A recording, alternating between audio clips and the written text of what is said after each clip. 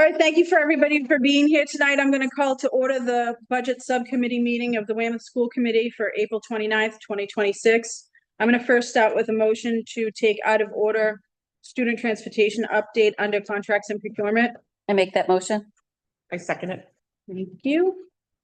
I will turn it over to Brian for the transportation update.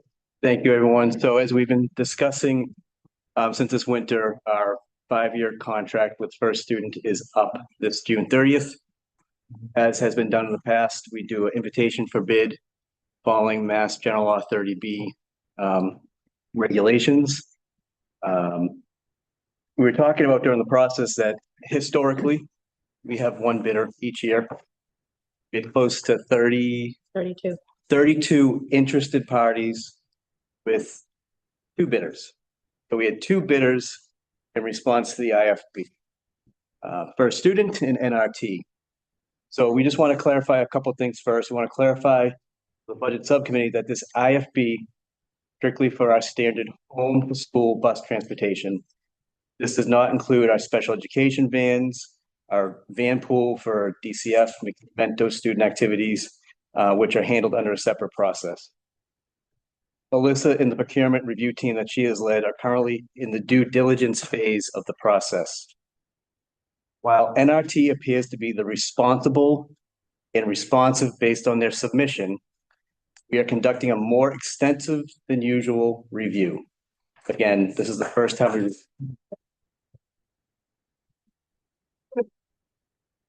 I've been here, I think, in the history of Weymouth that we've just received more than one bid. Want to be careful and cautious with the process. This includes a deep dive into references, operational history, and ensure that the winning company can meet our district-specific standards. We intend to award a contract, which is in line with our timeline, by May 13th, once the verification process is complete. Again, for the committee and folks here, this process is an invitation for bid following Mass General Law Procurement Laws, Chapter 30B, and it awards to the lowest responsive and responsible bidder for the scope of services. Responsive being they follow timelines, submitted everything needed to submit, and responsible is what we're going through right now, doing reference checks, due diligence, making sure operationally, implementation, transition, that there's a plan in place. So with that, I'm open to questions from the committee. I know that there was a question related to what school committee's role was in this process. And Brian and I discussed it, and I also looked at what the Chapter 30B laws are. And our role really is just ensuring that that law is followed. And it's a pretty strict law, and it's written pretty heavily around the decision of bidding. And as Brian said, it's very regulated. But an example of our oversight would be ensuring that when the contract is awarded, that it is to the person offering the lowest responsive and responsible bidder for the scope of service. So it is very clear on how that is awarded at the end and what our responsibility would be at the end. I'll open it up to committee members for questions at this time. Go ahead, Cindy. What would fall underneath the umbrella of responsible? Obviously, we were looking to say, we want something that's cost effective, so we look for the lowest bidder. But what would fall under responsible? So responsible would be whatever contract we're entered, that they follow the contract, that there's an implementation transition plan if it's a new vendor. But there's a clearly defined scope of fixed routes, specific vehicle requirements that are followed, schedules. So all those things we're looking into. And then specifically, we do reference checks. We do a number of reference checks, double digit. Like checking within other school committee or like school systems and whatnot? Yes. So I don't know, anything you want to add to that? Process of. Yep, that's part of the process. And just so folks are aware, now that it's out there, of the two bidders, historically, NRT's been represented on the North Shore. First Student's been represented on the South Shore. Mm-hmm. Now, for the first time, we're seeing bidding locally, competitively. Thank you. Any other questions? Questions from the committee?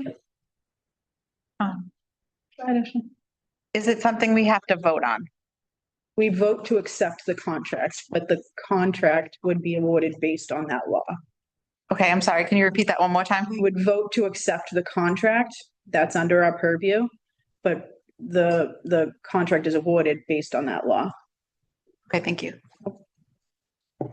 Yeah, the law is clear. It's There's a very clear. It's process in the Attorney General's office that if we don't follow the process, the district and the town can be held liable. Thank you. And I fortunately have been through this in my professional life as well.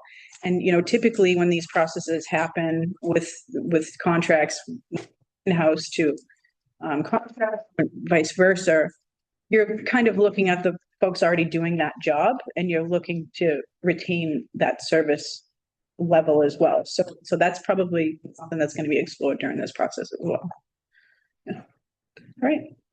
Do you want me to open it up to the public now? Can I just say one thing? Yeah. I just want to thank all the drivers that are in attendance today. I've received a lot of messages from the community just really praising the job that you guys do.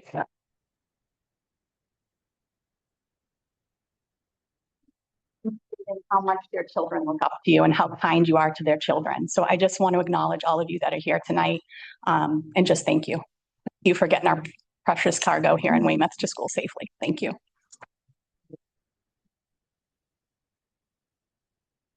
I'm going to open it up to the public now related to this agenda item. If you can just come up to the podium here and just speak loud enough so that Mike, yep, just come right up here so that Mike can pick you up and if you can say your name. I don't think I said Okay. clearly. Hi, good evening, everyone. My name is Sue Bossier. I'm not a Weymouth resident, but I do work in Weymouth for First Student. I'm the driver of Weymouth Bus 7. I've been in bus transportation since 1991, which gives me more than 35 years experience in bus operations. Over the course of my career, I've worked for the MBTA for 23 years, Boston Public Schools for a few years, and First Student, where I've been employed for the past 12 years. It was really concerning to me to hear that NRT may be taking over the Weymouth bus routes and the bus contract. I don't have firsthand experience working with NRT, but I have spoken with several former coworkers, and unfortunately, every response I have heard has been negative. The comments range from, oh no, they're terrible, and you're gonna hate it, and have you seen how old their buses are? And one person even described it as it's the worst job that they ever had. I have not heard a single positive comment about NRT. On the other hand, my experience working in Weymouth with First Student has always been positive. First Student is a nationally recognized leader in bus transportation with a strong reputation for safety. Our Weymouth management team is supportive and committed to promoting a positive work environment. We operate clean, modern, well-maintained buses, and we participate in training at monthly safety meetings. We have a strong team of dedicated drivers, who a lot of them are here, as you can see. And we have a very low turnover. Almost 1/3 of our drivers have been with First Student for over 10 years. Many of the drivers here have over 35 years that I currently have. Some are up to close to 40 years of transportation experience. We work together well as a team. We can always cover a trip, no matter what problem should come up. Many of us are deeply concerned about what our future and what the future for Weymouth would look like working for NRT. Based on what we have heard, we would not feel comfortable continuing, and a lot of us most likely will just leave. We truly care about the students we transport every day, and it will be really hard to think about leaving them. First Student has many other opportunities available for us, so we prefer to continue working with a company that we know and trust, and a management team that fully supports us, rather than stay behind with a company with a questionable track record. Replacing First Student with a company that has a bad reputation will be doing a huge disservice to the town of Weymouth, the students, and their families. I ask everyone here on the school committee to please review NRT's low bid carefully. What costs have been cut? What services may have been reduced? What could the town of Weymouth be giving up? Will NRT be reliable? Will student safety be affected? I hope the school committee will recognize that approving the NRT contract could potentially have negative consequences. As we all know, choosing the lowest bid doesn't always give the best outcome, especially when student safety and reliability are at stake. So please consider the impact this decision will have, not just on us as drivers, but also on the students that we love and the families who depend on us every day. So thank you for your time and your consideration. Good.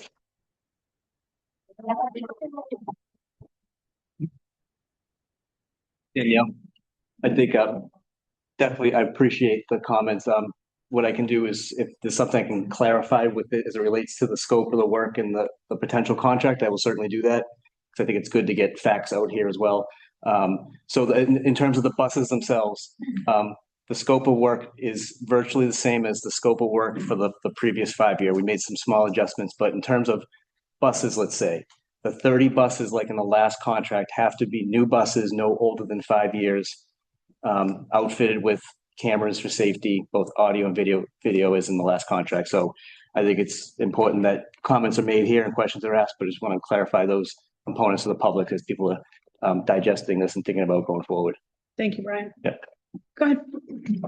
Good evening. My name is Steve Hilson. I'm a Weymouth resident. I'm coming to you tonight as a resident of, taxpayer to, citizen of the town of Weymouth. I'm here because I'm genuinely concerned about the transportation decision in front of you and what it could mean for our town, our kids, and frankly, our wallets. On paper, the low bid looks like a win. Everyone wants to save money. Me too, I understand that. But what worries me is what's behind that number and what may not be accounted for. Weymouth is not a simple district to run transportation in, as I'm sure you're all aware. It's very complex. There are neighborhoods like Gaslight and others across town where multiple buses serve the same area, but they go to different schools for different tiers and extremely tight timing. That creates real labor hours, real costs, and real operational challenges that only become obvious once you're actually doing the work day in and day out. If those realities are not fully understood or built into the bid, then what looks like savings today can very quickly turn into losses tomorrow. And when a company starts operating a loss, something has to give. Sometimes that means cutting corners. Sometimes that means struggling to hire and retain drivers. I'm sure you've heard all about that on the news, about driver retention issues. Sometimes that means service issues that directly impact students and their families. Look at Boston, right? How many times have they had routes literally uncovered and kids not getting to school? And in the worst case, it means a vendor that can't sustain the contract. Another major concern is driver retention. I've spoken directly with current drivers, and as you've heard, a significant number of them have already decided that they will not be transitioning to the new company. That means day one of this contract could begin with a shortage of experienced drivers who know the routes, the students, and the town. And when you lose experienced drivers in a system like ours, that impact is immediate. And that's the part that should concern every taxpayer in this room. Because if this vendor struggles to perform or ultimately fails and needs to be replaced, the town will be forced to act quickly.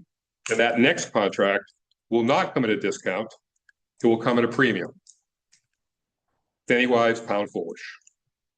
At that point, you're not negotiating from a position of strength, you're reacting to a problem.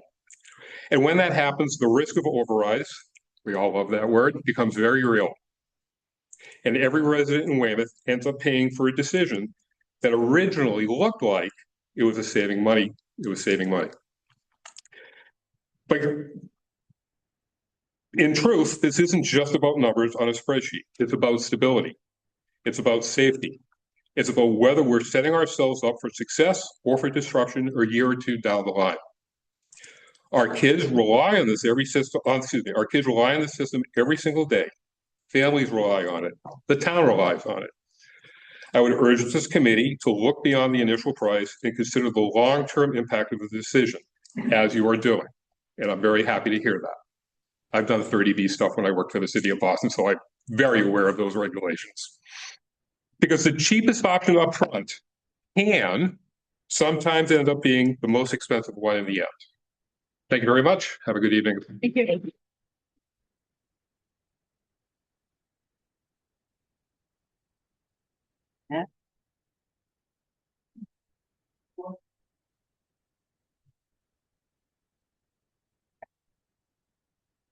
Good evening, everyone. My name is Michelle Makrovich. I'm a business representative of Teamsters Local 653, a former school bus driver, and a mom.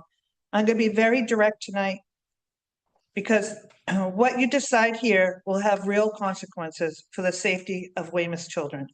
Weymouth's bus drivers are not interchangeable. They are local. They live here, they work here, and they've built their lives in this community. Some have been driving these roads for over 30 years, long enough to have driven parents that are here tonight and now their children.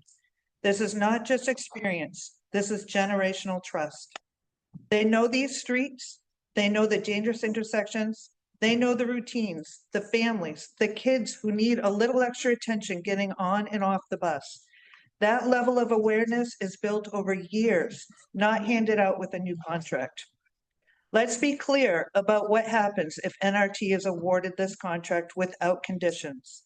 The current drivers are not guaranteed their jobs. Their wages, their benefits, their security, everything they have earned can be wiped out overnight.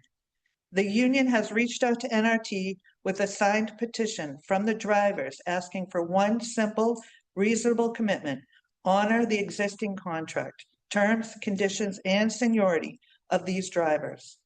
That is not radical. That is maintaining industry standards for a stable workforce, and there has been no response. If you move forward without requiring these protections, you are not just changing vendors, you are actively choosing instability. You are choosing higher turnover, less experienced driver, and an unfamiliar workforce that does not have the same connection or knowledge to this community. That is a risk, and that is an unnecessary one for the students and families of Weymouth. As someone who has done this job, I can tell you it demands a high level of training and responsibility. And as a parent, I can tell you there is nothing more important than knowing the person driving your child every day is experienced, consistent, and trusted. You already have that in place. This school committee has the authority right now to do what is right for the drivers. I have a memorandum of agreement ready that NRT can sign tonight to commit to the current Teamsters contract. The terms and conditions already in place that these drivers will be respected and carried over, protecting them. If not, then NRT should be required by you to commit to the existing Teamsters agreement. Honor the terms, honor the conditions, honor the seniority. This committee can protect the local drivers who have been protecting Weymouth children for decades by making it a requirement. You have the ability to give these dedicated drivers a reason to stay, to continue serving the town they already know and care about. Anything less is a step backwards. This is just not a contract decision. This is a decision about whether Weymouth values experience, safety, and its own community, or whether you are willing to gamble these things away. I urge you, do not take that risk.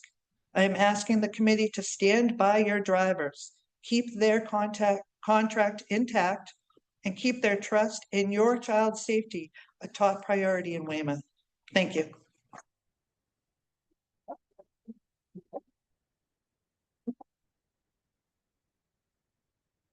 I have two questions, Chair, and I'm not sure that this can be answered. Can NRT still pull out of their bid at this point? If they decided to, would they be able to drop it? Could, If they can't provide the service, Yeah. yeah. they can always withdraw.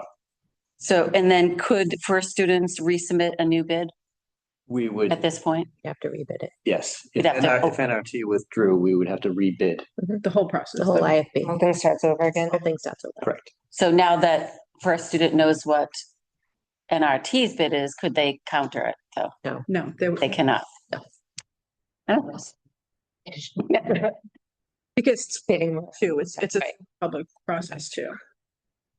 Anybody else from the public that would like to come up and speak?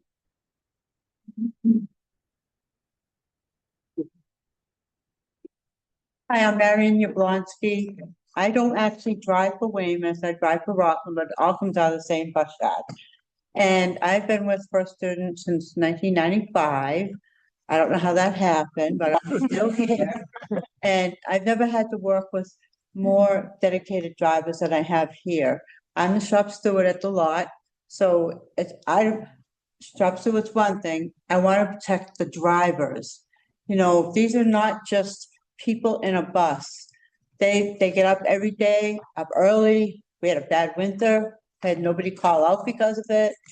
They're hard workers. They love their kids. If I could call them out, Jim Hickey here, he gets lots of letters from his kids all the time, how great he is. Bus 28, right?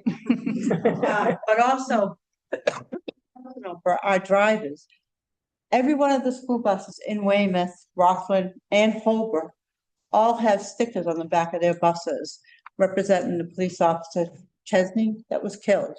This is our personality too. It's not just a job for us. We're trying to do the best for the kids. It's kids grow rapport with different people, the parents, they know what to expect, or who to go to, and starting all over again with all new drivers, new buses, which is relevant, but it just makes it very hard for the whole community to stick together, because now everything's changed. And like I said, I've been here 32 years and I've never had first student's never had another bidder. I know that, and we were just as shocked as everybody else about the NRT bid. And they're cleaning house, obviously. I just want to make sure that you guys know that, like I said, we want the kids to be safe, the drivers that know those kids, and that they all have jobs. And that's something else we have to worry about. One of our drivers has already had one complication filling out an application because she worked under 5 years with us. And she couldn't go any further and was told it was a glitch. So she may not be able to go to work for them over a glitch, if that's what she chooses to do. We have some drivers have kids in the school that they go to every day, and they're thinking, all right, do I want to stay where my kids are? What do I get? Or do I stay with first student? Those are choices they all have to make. I had to make it at one point myself, whatever's the best for them. I just hope that whatever decision you come by, you don't just think of the money. And I know the money is important. Everybody's facing tough times right now. But, safety is important too. I mean, we all know what happened in Canton this past week. We don't want anything like that happening.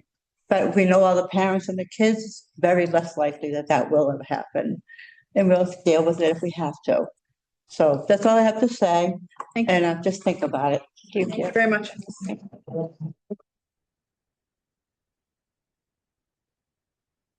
Definitely appreciate all these comments. Weymouth's not alone in navigating the coming days with this. We had our invitation for bid opening, public opening on April 15th.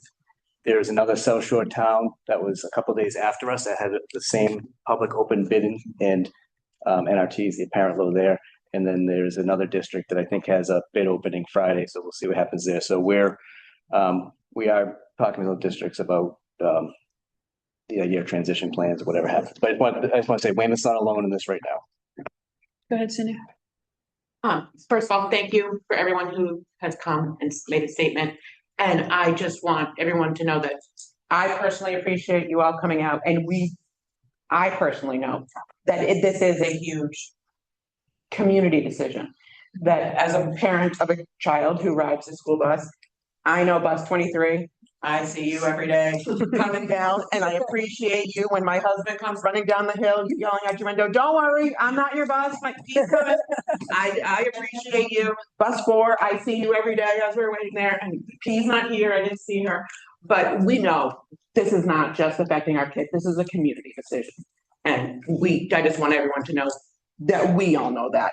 I know working with Brian and working with Mel, this is not something that is just a number on a page. We understand the impact it has. And I just want to say thank you for everybody for coming out. Thank you. Thank you, Cindy. Hi, I'm here supporting our bus drivers. I'm the school nurse at St. Francis, and I can't say enough wonderful things about Miss JoJo, Miss Christine, Miss Sandy, and Miss Tammy's not here. And you talk about community and safety and caring, compassion. They know all my kids. They know all about them. They're invested. And to me, that's priceless. And the question I had is, what is the monetary difference? I know you said it was transparent between NRT and first student. I can answer that. Thank you. So we do a daily rate, number of buses. Well, we don't do, the bidders provided a daily rate times number of buses times number of school days. They have to honor that rate. So when we look at the 5-year contract and the projected cost over the 5 years, over the 5-year span of the contract, it was a difference of roughly 1.5 million for the 5 years, 5 years. over 5 years. Thank you. Thank you. Thank you.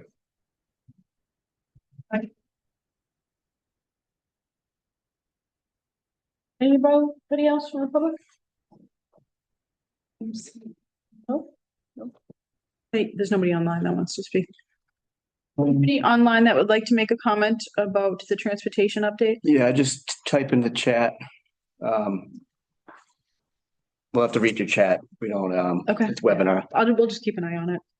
Again, as the other committee members said, I appreciate you all being here tonight. We love hearing from the community and, the people that are first impacted by this. Anything else from the committee? Nope, just that we're gonna follow the law. The law, yeah. All right, I think we can move on to, Do you want to take a minute? I don't know if folks are. here. Yeah, so we'll go to the next agenda item. Yeah, we can go to Okay, that. perfect. We can just keep an eye on it and we'll go back if we need to. Yep. Moving on to, was there any prior meeting question and answers that you needed to follow up with? I'm aware. So we're moving on to grants and gifts. Yes.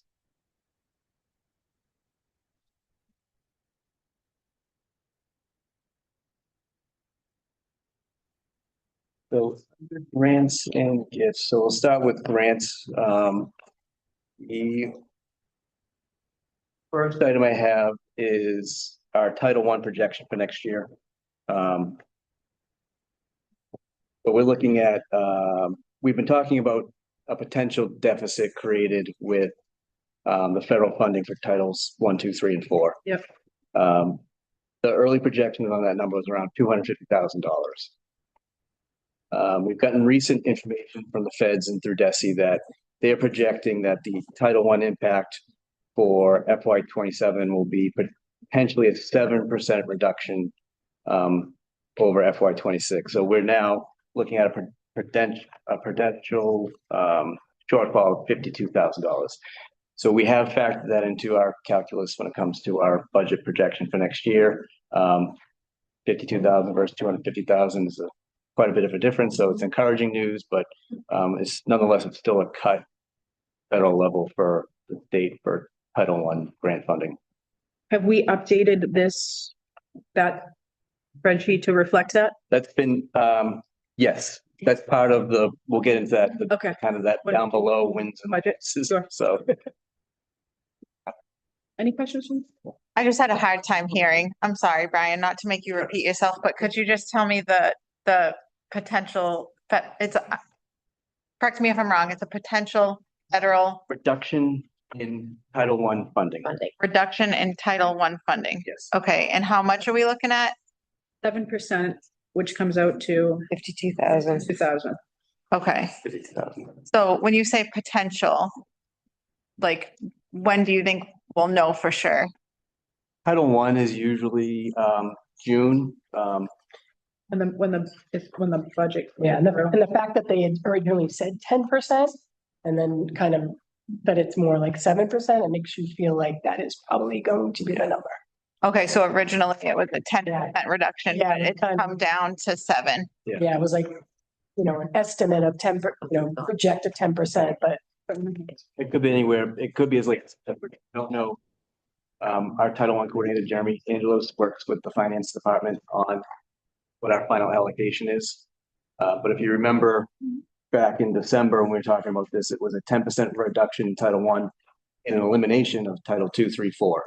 Okay, Title 2, 3, 4 is no longer on the table for elimination, and Title I is now a 7%. So that difference is roughly $200,000 to the good, the difference. okay, yes, okay, thank you. That clarifies it for me. Thanks. Is Title I, would that be something would we,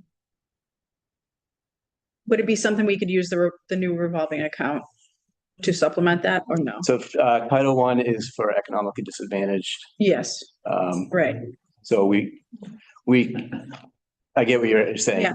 So there's ways to fund the operating budget to free up Could be, that's kind of the approach we were taking with okay, that we can free up operating dollars through that measure to the mayor's office to offset the loss of Title I. Essentially what we'd be doing. okay, all right, thank you. Any other questions from the committee? I can. Go ahead. So I like information and I like to look for information. I'm just curious, like where would one find this information if you were just like researching it? Does that make sense? On Desi. So, Bessie? Okay, DESI, the governor's budget, references federal funding. okay. You go to the federal website, whichever that one that is now for Department of Education. usually DESI links you can keyword search what you're looking for. So if you keyword search Weymouth, you could find what Weymouth would be historically getting for Title I. And you could, it's not easy read, but you could find it. Okay, thank you. It's not very user friendly also, but you could find it.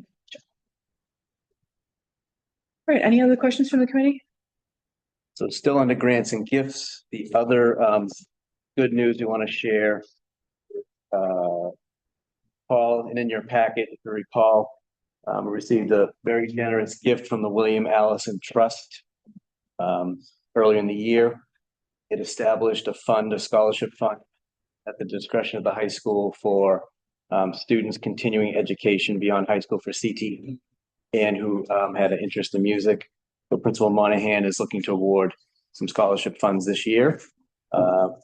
Now that the trust is completely settled, we learned that an additional distribution of $50,000 was made to Weymouth. So that is total 150,000 now. $150,000 now we've received from the William Allison Trust. So a huge thank you to the family. Principal Monahan, we're going to arrange for a call. Superintendent, I spoke with the trustee early in the year, and Principal Monahan is going to have a phone call with the trustee in the coming weeks just to talk about what she's using the money for now and what she may potentially use it for in the future.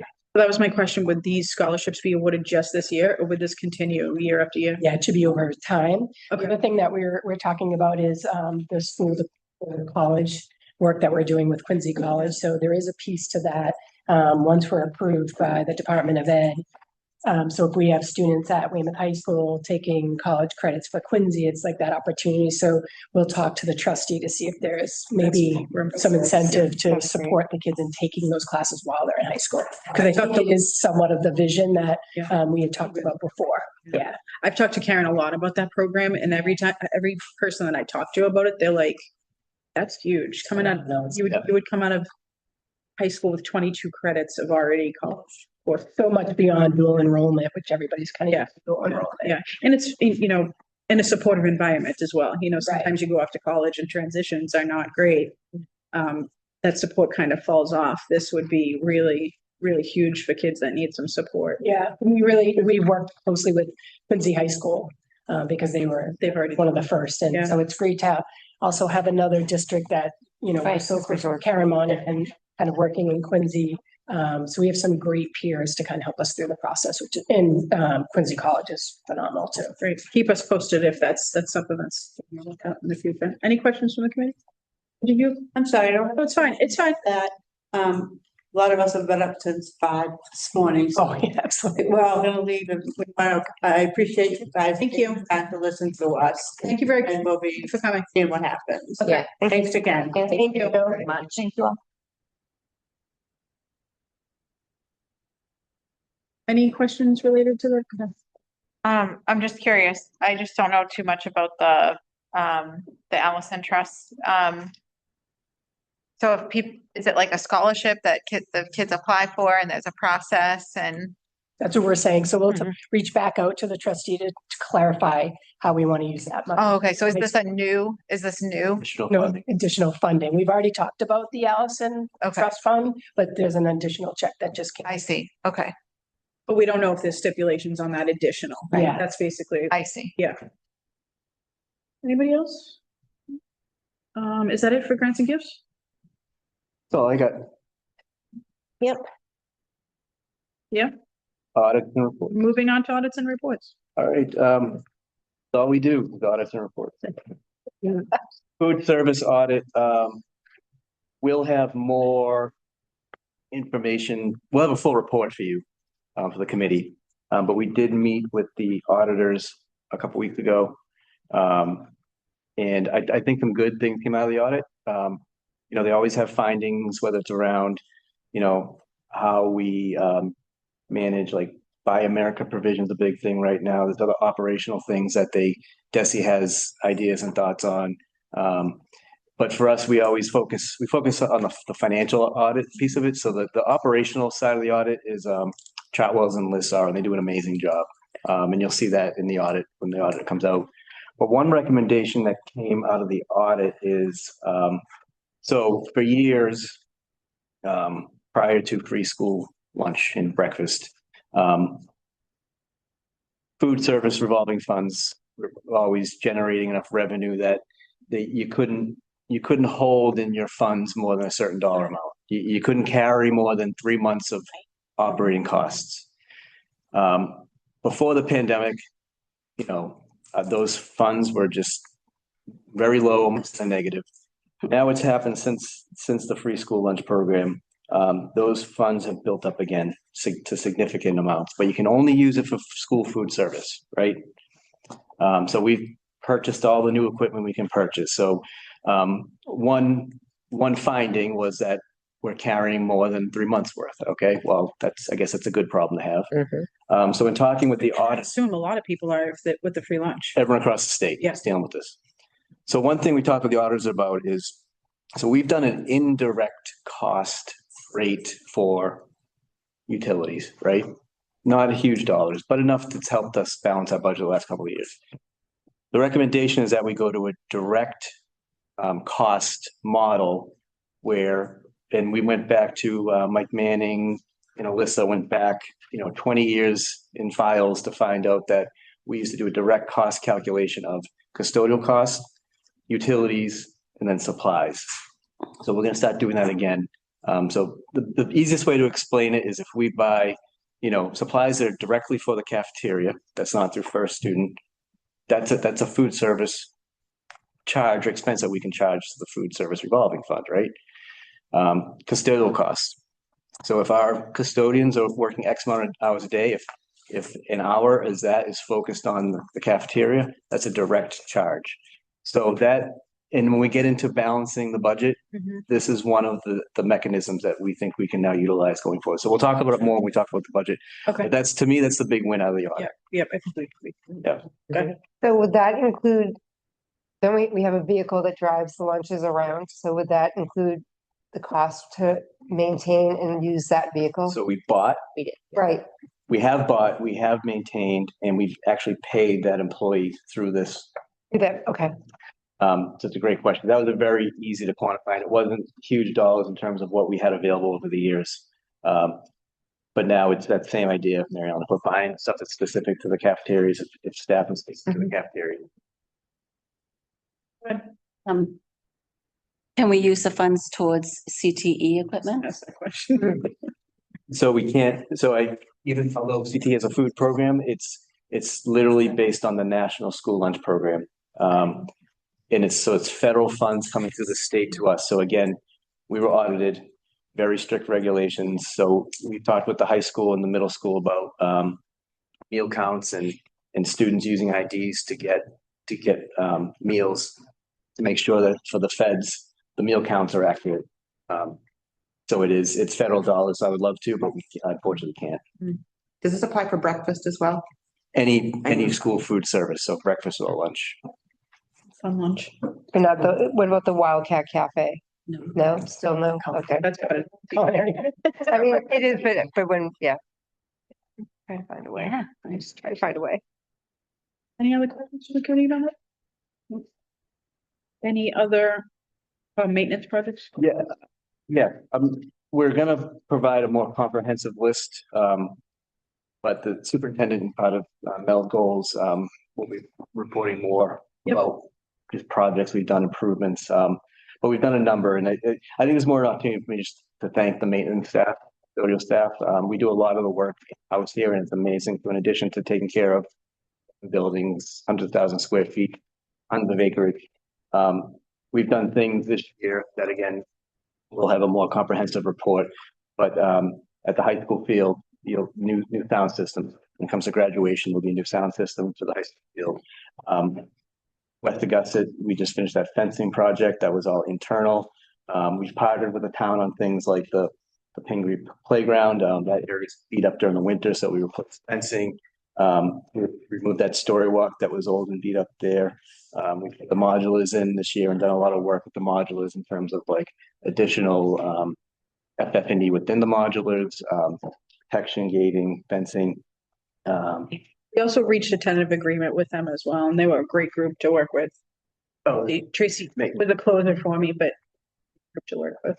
Equipment we mentioned, and then there's other projects we partnered with town on. There's Albert projects coming up, road work at Pleasant and Talbot. We got a recent update that the state Mass DOT is still planning to move forward with the work and the improvements they're going to do over at Talbot. Yep. And then just CTE, the amount of equipment changes. I mean, those are major changes. When you buy a new piece of equipment, it's not just delivering a thing, it's installing, make sure the wiring is appropriate, the amperage, so our electricians do all that work. Funded through earmarks through Jamie Murphy and Pat O'Connor. So we appreciate all of this, because in addition to educating students every day, we're literally running, multiple buildings. But again, we'll have through superintendent to you guys, a more comprehensive list of projects. Great, thank you. Any questions related to me?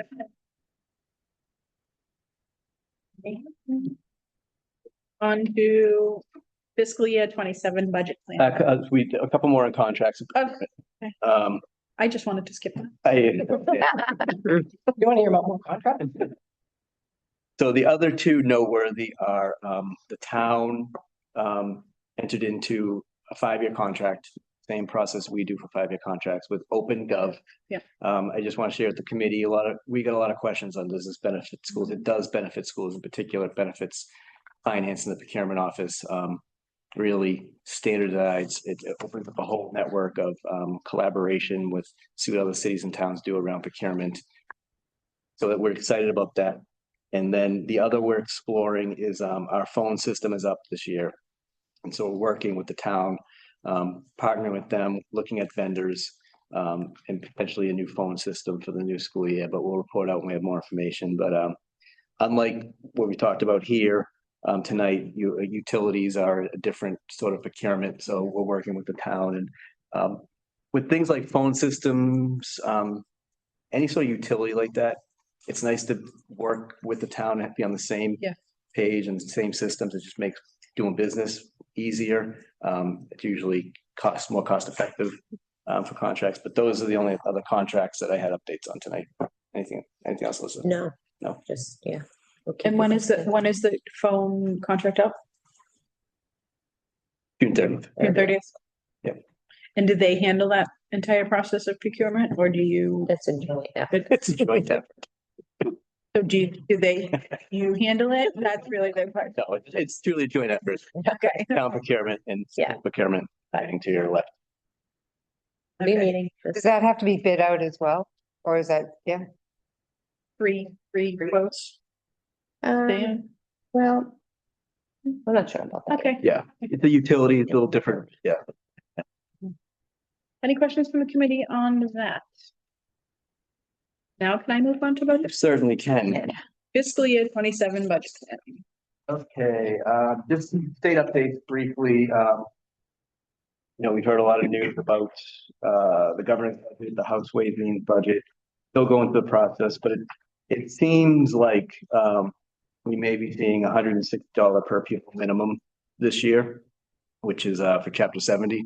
Yep. Which originally I think the governor's budget had $150. It's now at $160. We've accounted for that increased Chapter 70 in our presentation here. One time, right? Just fiscal year 27? It is, yes. So it varies year to year, but for this year, right now, the budget's at $160 per pupil minimum aid. But we're still waiting on other things like any any circuit breaker, supplement any changes to circuit breaker law, and some other provisions or the other legislation at the state level that we're waiting on. So not much of an update. I think it's positive though that it's, $10 more per student, I agree.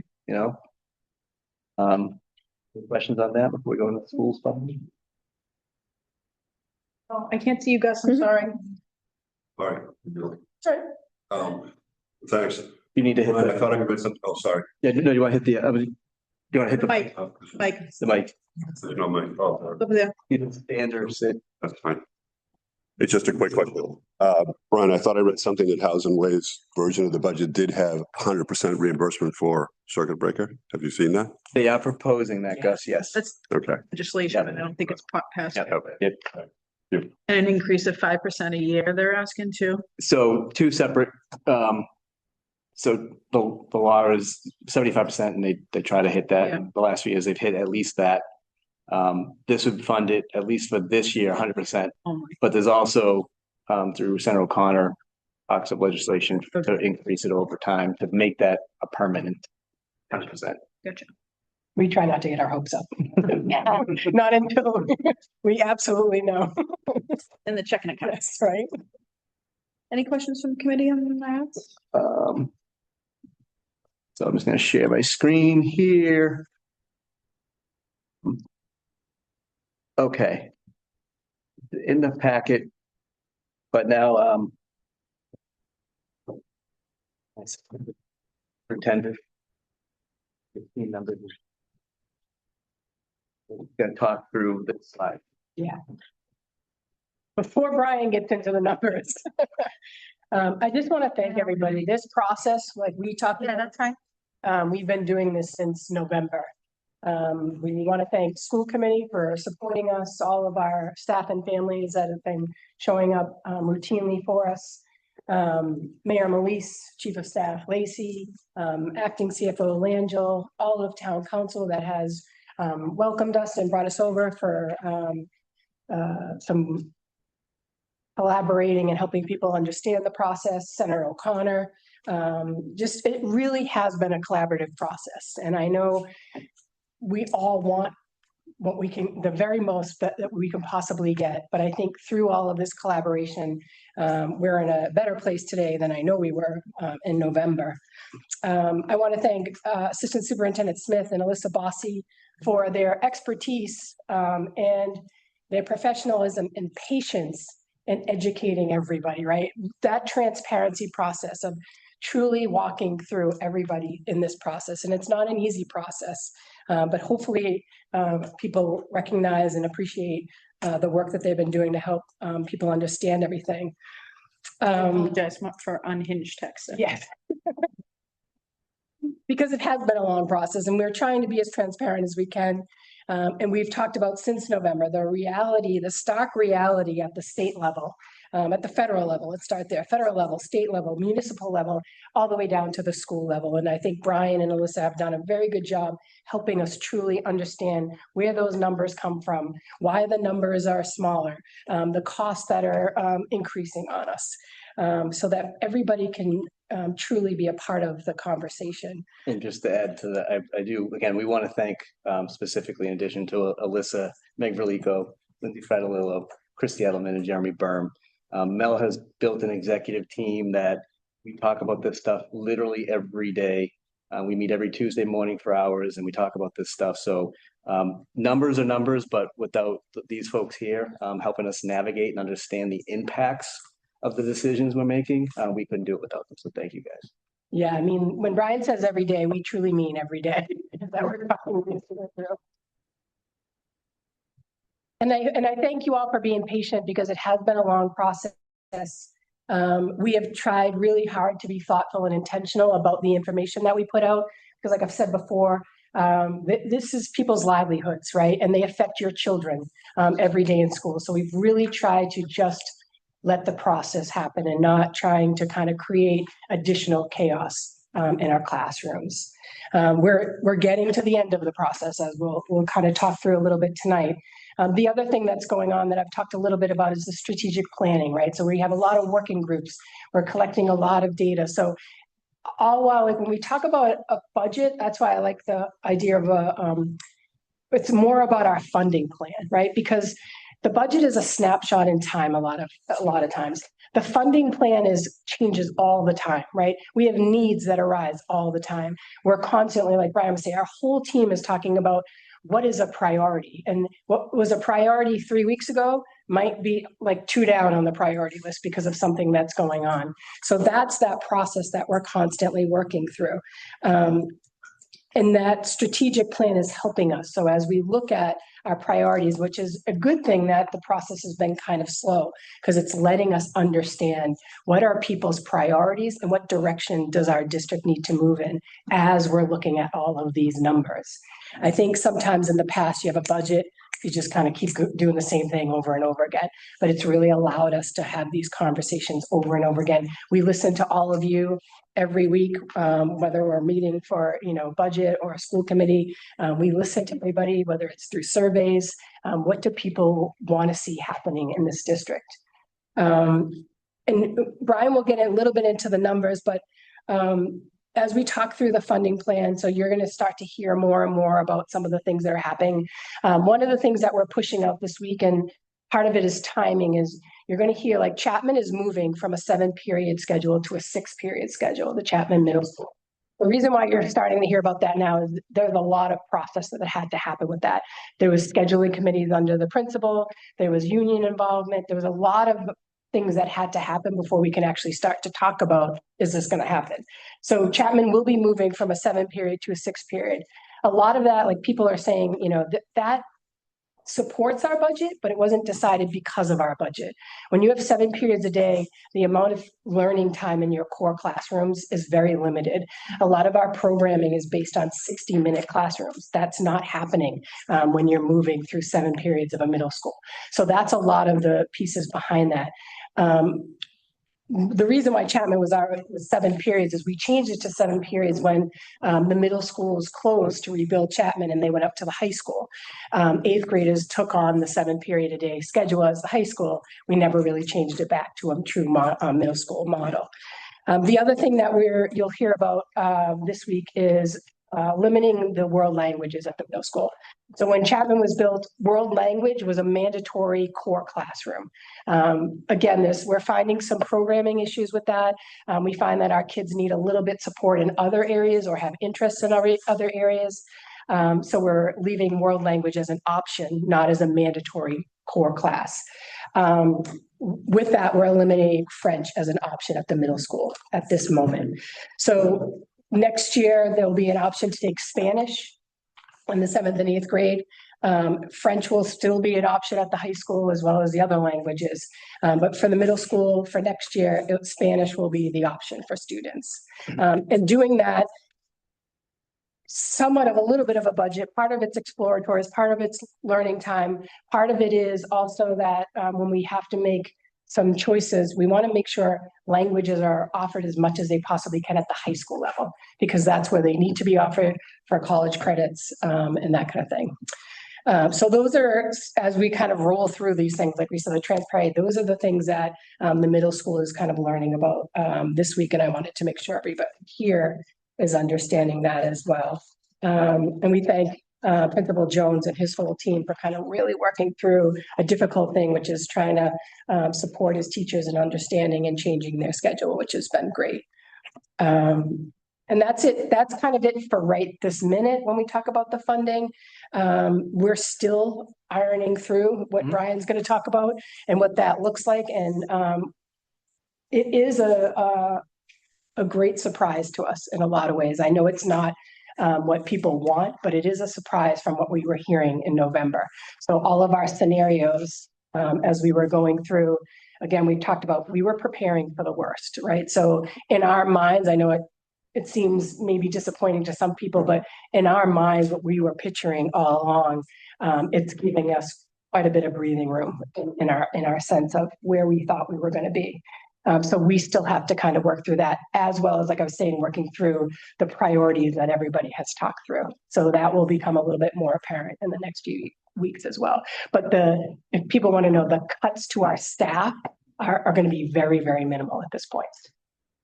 I just And- want to, can I just, Oh, sure. Right. while we're on the thank you talk, I just want to say thank you to Mayor Melise, Chief of Staff, Lacey, and the town council. This is the most collaboration I've ever seen between the town council and school committee. We have a complete open communication. I've talked to 5 of them today.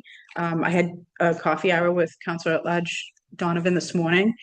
It's just been a really good collaborative effort between the two of us, and I think it's been really, and we've never seen that pushback from town council on a budget. I don't think ever. I mean, I've been paying attention to budget for almost 15 years, and that was the most I've ever seen town council ask questions about the budget. And I just want to say I really truly appreciate that collaboration with them. And we'll be presenting May 12th to budget management at town council. So to the infamous slide, so this slide, we just want to continue to talk about this slide, because it does tell the story of a funding plan that superintendent, myself, Danielle, we talked a lot about. We can stand behind this funding plan 100%. So as Mel mentioned, we started with a level service request of 94.8 million. Pleasantly surprised by Mayor Melissa's operating budget increase of 3.5%, which gets us to about just over 98% of the funding needs. In addition to a 3.5%, if you think about the range we've talked about, everything from a 1 to a 5.27. So 3.5% is our operating budget. So that's not one-time money. That is our operating budget for FY27 should this pass through council. The next line is an additional appropriation of $500,000 from free cash. And that's really for the unexpected positions that come up after a budget's been voted. A budget gets voted in June, and we have the whole next school year to spend the budget. And from September to June, things change, things happen, very fluid. You'll hear that term a couple times here. And so this allows us, think of it almost like circuit breaker in Weymouth here for us. So it does give us flexibility. The next one, the shifting, the reallocating, this is the work Mel mentioned that we've been doing since November. A lot of natural attrition happens here, retirements, resignations. That's the shifting of resources. Retirements, for example, Jeremy, we're seeing an increase, decrease, about the same. Yeah, we've definitely got an increase in the numbers. I want to say 16 to 17 retirements this year, which is certainly up. You guys had heard about the early retirement incentive. We didn't get to that number. We didn't. No, but we were looking for 25 to make it cost effective, to find that balance between trying to incentivize people who were maybe on the cusp of thinking about retirement and making it financially worthwhile for us. We really needed to hit that number. We were shy from that. So a lot of the people who are retiring are going to retire anyway. So we're just fortunate that we saw a larger number. So there's certainly, as Brian said, through attrition, we can limit the amount of positions that we need to that we would maybe have to eliminate otherwise. So that's worked out really well. As Mel mentioned, there's very few positions being cut, if you even want to say that. And so that's part of that reallocation. So that brings us to a total funding amount of 94.49 million, which is almost there, right? Almost to that 100%. So again, a plan. So again, there's still a lot of fluidity in the coming months. So this funding plan is still contingent upon some one-time funding and some unknown factors that we still have a few months here to get more information on. So the variance is just under 400,000 now after these items above. But we've identified close to $1 million in, kind of estimations, you call it, assumptions. We're hoping for some wins here. And that it will hopefully offset this, and then potentially there'll be some funds to, as things come up, or we need to add things back, or looking to build up reserves again, gives us some ability. But I don't think we'll get all these wins, but we're looking to get some of them in the remaining months of the budget process. So the first one, budget control through administration. It's simply that we identified some things over time that have cost money that have a very variable component to it. So through our, we have currently bargaining with 8 bargaining units right now. So we're hopeful that as we go through those negotiations, we'll be able to make more predictable some of those costs and alleviate the variance that we've seen the last few years that's equaling this amount. How many are we at tentative, Jeremy?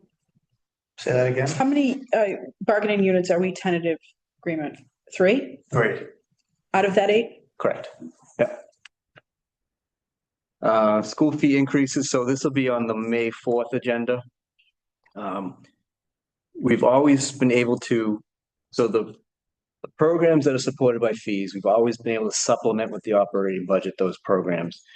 Now, based in a time where we have to look to not only increase the fees as we normally do for programmatic increases, the cost of staff increases, the cost of supplies increasing, services increasing. But we also look to increase to offset to get to this, again, get to this number.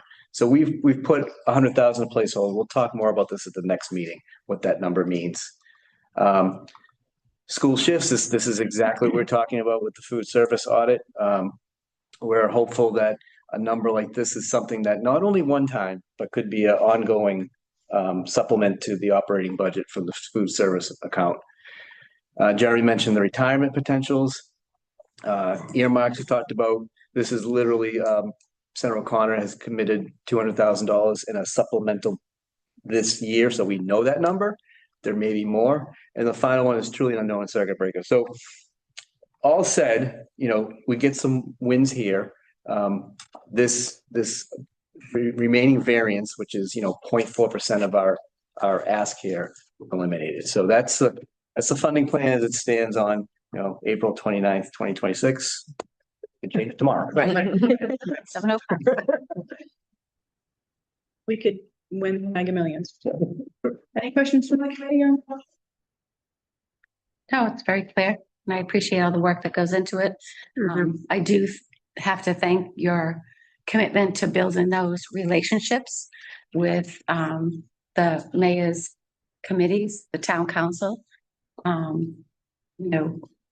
Coming at it with a collaborative mindset makes a difference. And having those conversations instead of screaming and demanding and throwing a fit that never seemed to work in the past. And the way that you discussed and had those conversations and had many, many meetings and coffee hours, like you said, has made a difference. And I appreciate it. Yeah, I agree.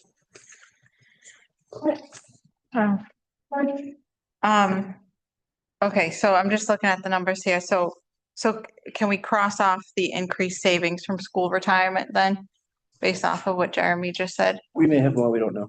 Oh, okay, because that wouldn't include like the 16 to 17. We factored it in. Oh, okay. But we don't know. There could still be more. Okay. Yep. Yeah. I just want to be upfront and honest about just like, I had some concerns about the letter that was sent out by Mayor Melise and the town council meeting. Ted Langell at one point said that we haven't cut a single position in 11 years, and that was not true. And so when I see words like reallocate, that concerns me as far as like, does reallocating mean cutting? And I did reach out to downtown and had a great conversation about this. And, I think we're all in new positions and we're trying to navigate that transition. And, I was told that there's room for improvement in communication, and that's something that we're going to work on. So I'm grateful for that.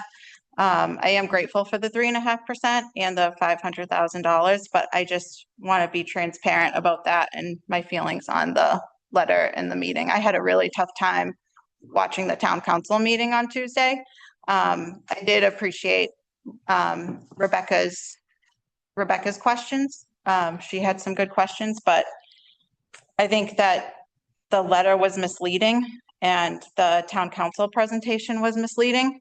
And yeah, I've been pretty upfront and honest about that, but I'm hopeful that in the future that there will be more direct communication there with the public. Yeah, I think the language chosen probably wasn't the best language, right? I think that's our job too, is to educate the community on what our purview is. Maybe the town hall doesn't understand our constituent base, and maybe we take on that role as educating our families as to what that means for us. Some don't understand what it means in the schools. Yeah, I just get nervous sometimes because sometimes this is the only place where other people in the city are learning about what is happening in the district. Like, obviously, we know, everybody in this room knows, right? Like, we live it, we breathe it, this is what we do. While I've been on school committee, when I do have conversations with people from downtown, I'm truly trying to understand what's on their plate and hoping that they will try to understand what's on our plate. But like, for example, sorry, I'm blanking. The North Weymouth Civic Association had a town of state of the address.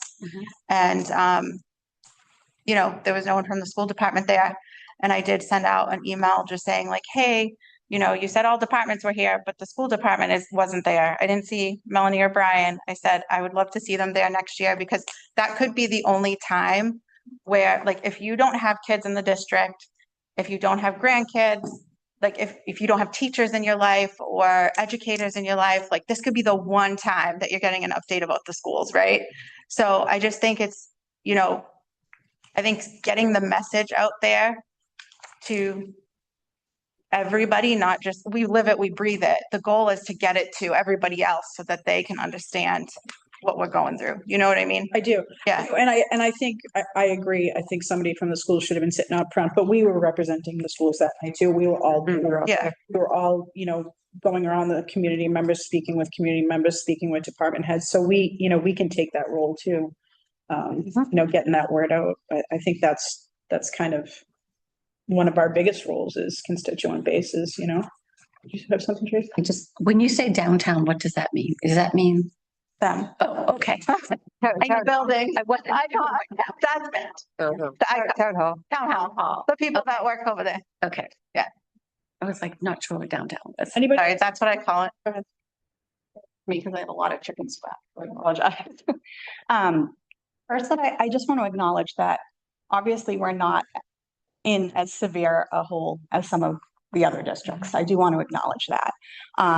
However, I agree with Ashley. I was extremely disappointed with the delivery and the presentation of the school budget funding plan. I was in a policy meeting. I came out and my phone was blowing up that there was a letter posted online. And, parents Thinking about the one, oh, I'm sorry, there was a letter that came out in November. You're talking about the most recent. Yeah. Okay. I was too. I was referenced. Okay.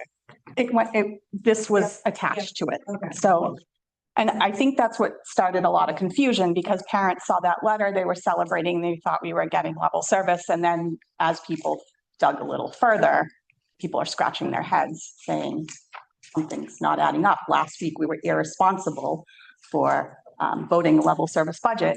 What's going on here? For me, I think families deserve clarity. And the letter released alongside the FY27 budget plan felt misleading to many constituents, and many of them have reached out to me. I have some questions, I guess, regarding this $500,000 free cash. I'm going to say what I think it means, and then please correct me if I'm wrong. So it's kind of like a pool of money that is not used during the budget year, but then it has to be certified by the state, correct? Yeah. So would you know when that would even happen, I guess, is a question that I have, right? Is that time sent like? So the 500,000 was pulled from free cash. Free cash is basically funds that they underestimated expenses or overestimated revenues. Okay. Other way around. Underestimated revenues over to estimated expenses. So every department. So if we don't spend every penny that what we don't spend goes to free cash. So each year it's certified, usually like in the winter time, it's certified for the prior fiscal year. That creates a pool of money. And so the 500 is coming from that. The 500 doesn't need to be certified. It's already coming from free cash that's been certified. Okay. The 500 goes into, call them O2 accounts, they're capital accounts. It's funds that we don't have to spend in FY 27. We don't have to spend F 28. The funds carry over. So if we only spent revolving, yep. So if we only spent 100,000 of it next fiscal year, that 400 would then carry over to fiscal 28. The certified of the funds is what's in that account. Okay. Not this account, the free cash account. Correct. And that's already in a process to be certified each year. Yeah. So I guess my question, I hope this makes sense, is right now you have it labeled as for unfunded ESPs. So can it only be used for ESPs if that's how we're labeling it? No, that's, So should sometimes the wording be changed? I'm just. so the measure itself will mention that, but it's really, it's for the school department to use for special ed purposes. This wasn't your language, correct? This was Chief's. I don't know exactly. I'll have to see the exact measure, Okay. but I don't think it's as specific, and it could be clarified through the process with council. Okay. But essentially, the spirit of the 500,000 is for the school department to determine special education needs, which is typically adding staff throughout the year. But it is important to note that it's one-time funding, which that's why it's delineated here below the 93.2 million. But it is it's certainly something we weren't expecting, and I think it's a creative way to give the schools additional funding to get through the next budget year. This was, I mean, Brian and I, as well as Rebecca, had talked about a revolving fund for special education for the past decade, I think. You probably even before that. This is kind of, a lot of districts do this already.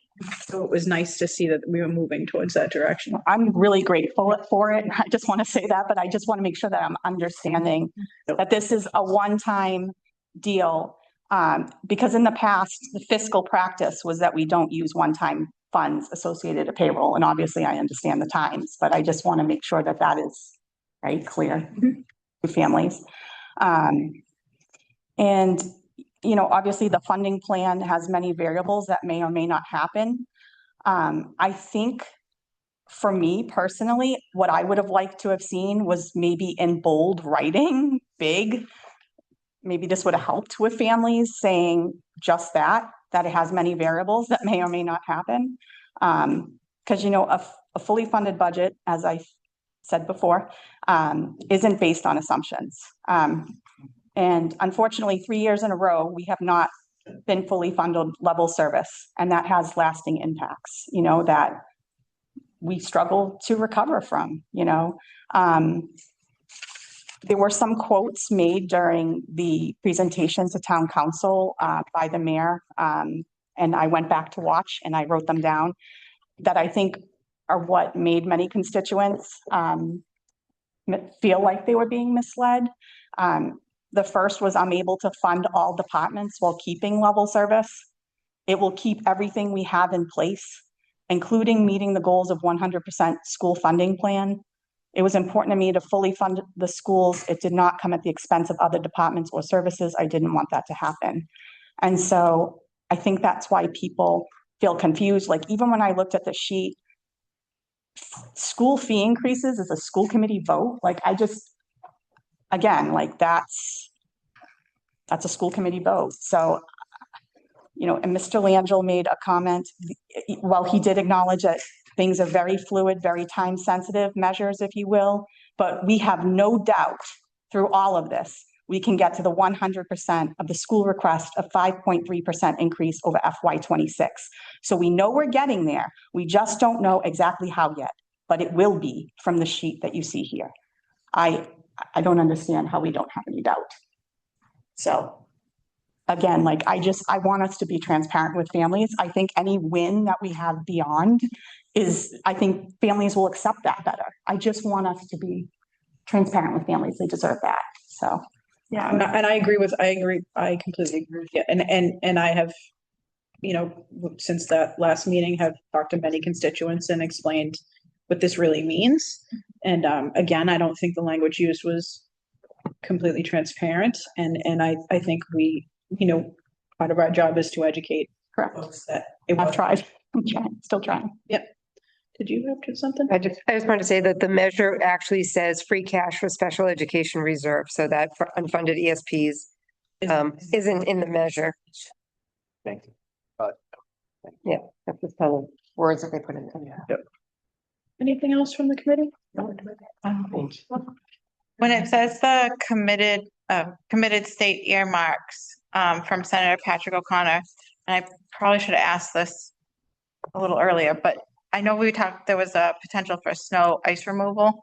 Is that part of that? No, there hasn't been any move. Okay, That's a supplemental earmark, 235,000, 35,000 has to go to a specific need in Weymouth that Pat put forward, so that the snow conversation reimbursement is not part of this conversation. The supplemental budget has already gone through. It's in house, I think, right now.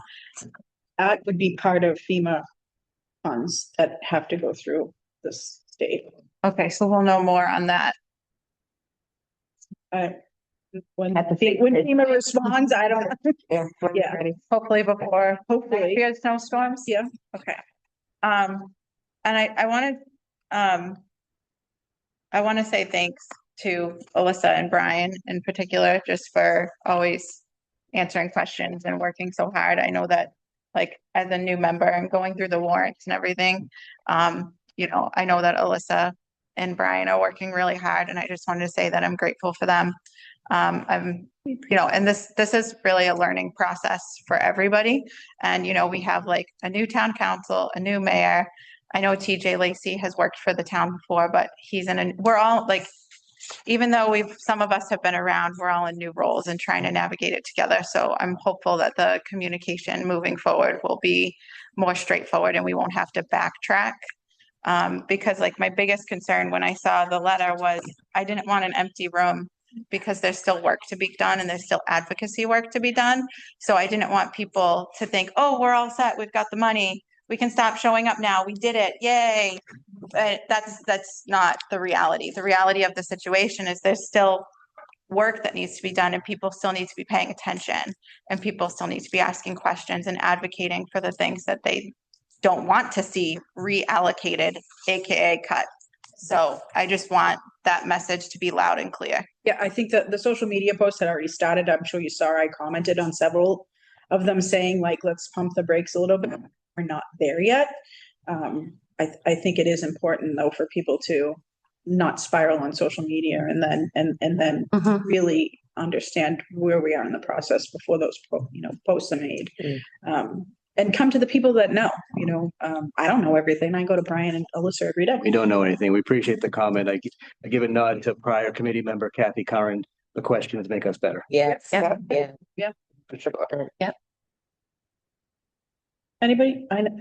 Is it Gus? Yeah. No. Oh, go ahead. Question. Hi, my name's Jen Fulton. I've been in Weymouth about 10 years. I'm new to this. So forgive me if I sound a little naive on this. That's why I'm asking questions. So I have a daughter who is in her first year at Weymouth High. She went to St. Francis Xavier kindergarten through 8th grade, and my second, my youngest daughter, I should say, is still at St. Francis. So very involved. I'm very involved in both schools right now. As a matter of fact, my oldest daughter's at her track meet right now. She's killing it. So sorry, I gotta brag on that. So my question to you, I don't want to waste your time, and I really appreciate the transparency. That's a big reason that I'm here, and I'm new to this since, like I just said, I have a child in the public school now. So I'm very I'm concerned about a lot of things, but my question is about the special education reserve for unfunded ESPs, the free cash. Is that guaranteed? That is guaranteed. Yes. Okay. So that was my main question. So, because it's a little confusing because you were talking about the language, and that's a big thing with me is like, I'm really big on communication. I'm a first responder. I've been a paramedic a long time. I work in the community. I'm also a disabled veteran. So all this stuff is very, very important to me. My kid's dad is also a veteran as well. And he's a Weymouth firefighter, officer. He's been in the community his entire life. And so I just want to make sure that this language is clear. So that's really, really important to me and to him for our children going forward in the public school system. Does that make sense? Yes, sir. Question. Thank you for the question. And as committee member Devine just mentioned, there's still technically has to get approved through town. Okay, that's what I wanted to know. Okay. Has to get approved with town council. As we report, as the superintendent mentioned, we'll present on May 12th to the town council. Okay. It's a measure that goes before the council for a vote, but in my years of doing this, I haven't seen it not go through. Not go forward. Okay, so you're confident in this going forward, that And the it will be. conversations we've had with those town councilors, they're completely in support of it. Yeah. Okay.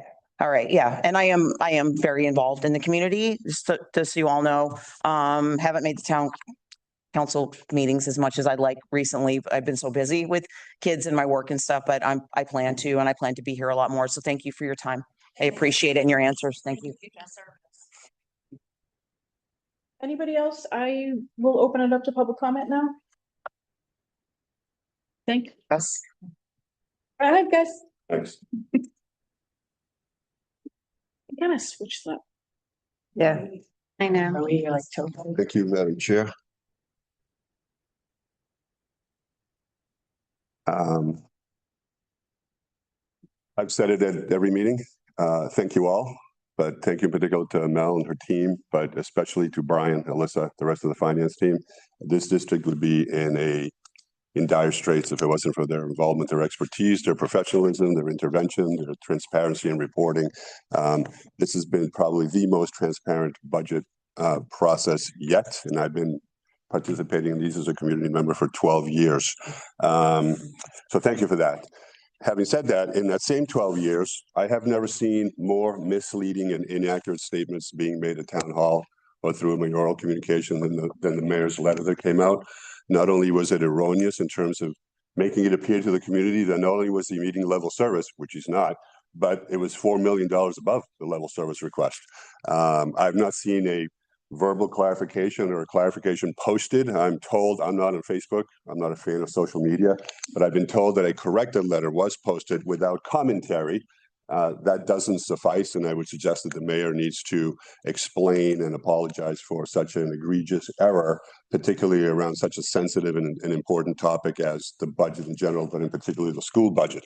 In addition, the other comments that were made during the presentation to town council, not by town council, but the presentation to town council by the mayor and Mr. Langell, included a whole series of disingenuous, inaccurate, misleading statements that do a disservice to the community and do a disservice to this mayor in his first year of his inaugural administration, and he should issue clarifications relating to that. The reason is that, I don't know about all of you, when I was in school, granted it was a while ago, 94.8 is not the same as 93.2.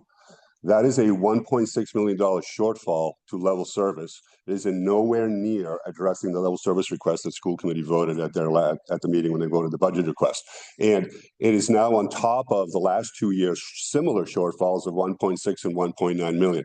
This year is no different than fiscal year 26 and fiscal year 25 in terms of the funding shortfall. And that is what it is. A $1.6 million shortfall because $93.2 million is not $94.8 million.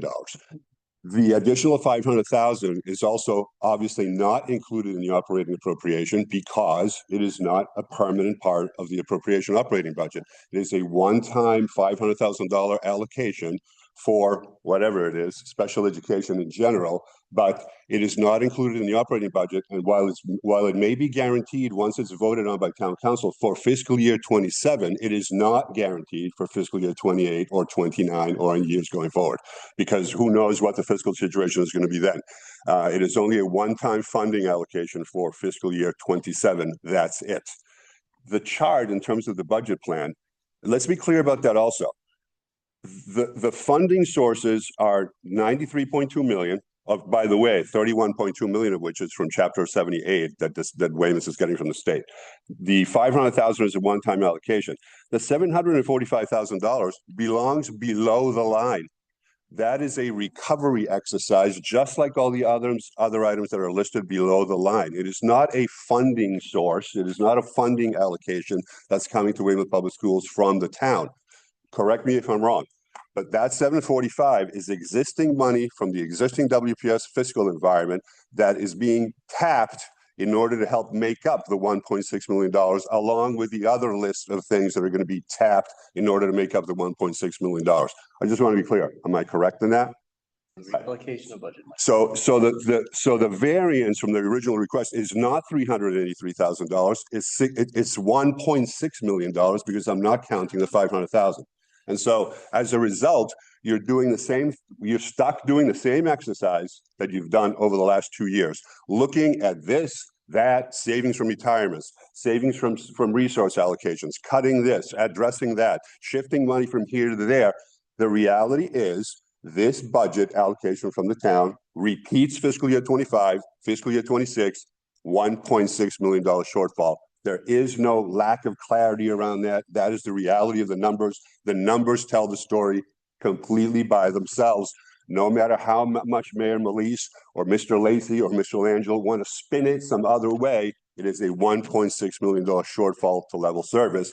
And I would expect that this committee, at every junction and every opportunity, not just here at Budget Subcommittee, but at Thursday School Committee, make a statement to that effect and to clearly point that out to the community, because the kudos that are being posted on Facebook to the mayor's Facebook page about thank you for rescuing the school system, thank you for fully funding the budget for fiscal year 27 are wrong, because people have been misled. And you need to make sure, as Ms. Graziano just said, inform and clarify for the public the reality of what has actually happened. And I would suggest that you need to do that starting a Thursday school committee meeting.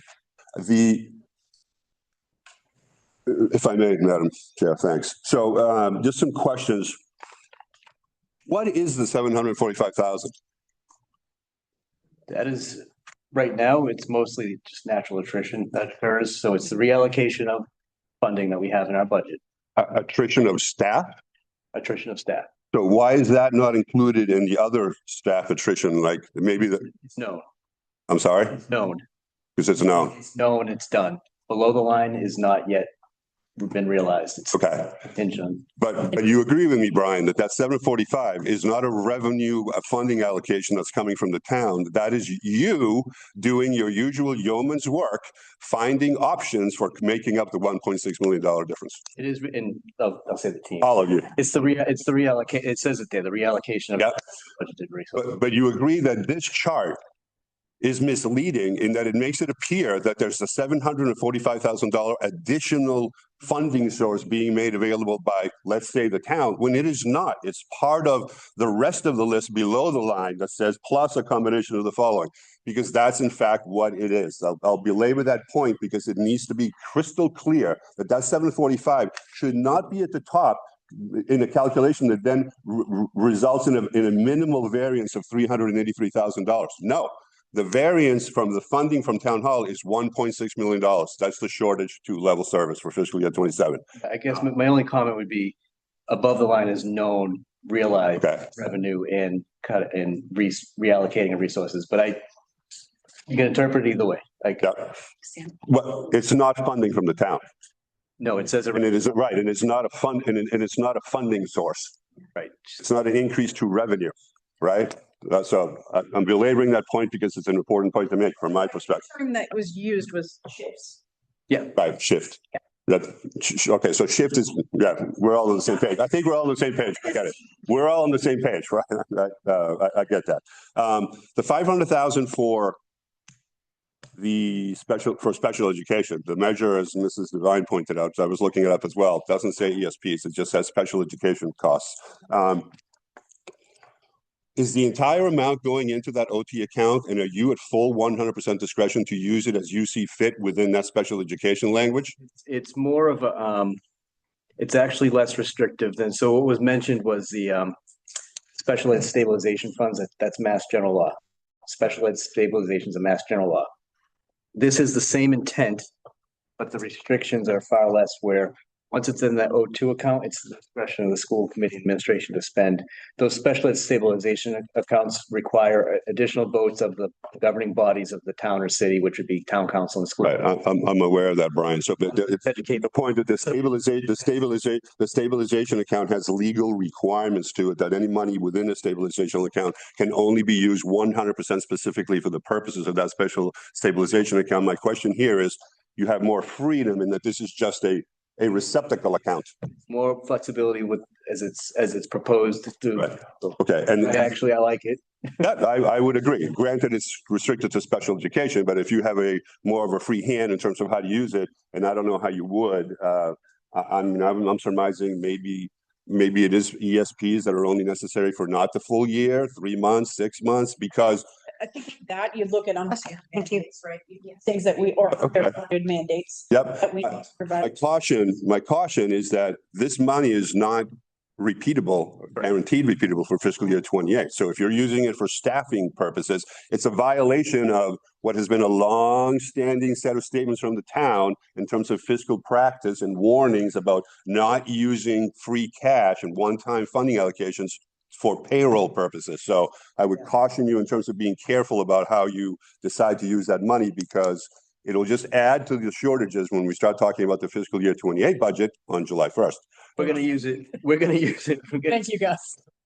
So One-time funding, we're very well aware. So the approach we're going to take is we are treating this in concert with circuit breaker funds. We're treating it as we would circuit breaker funds, which we know is one time to get us through a year for sure. Be for Yes, on IEPs that wait. it's fine.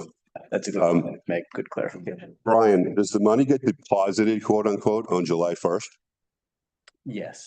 Yeah, okay. Our appropriation is voted. The run reports, and we see our operating, we see our any capital measures approved. Right.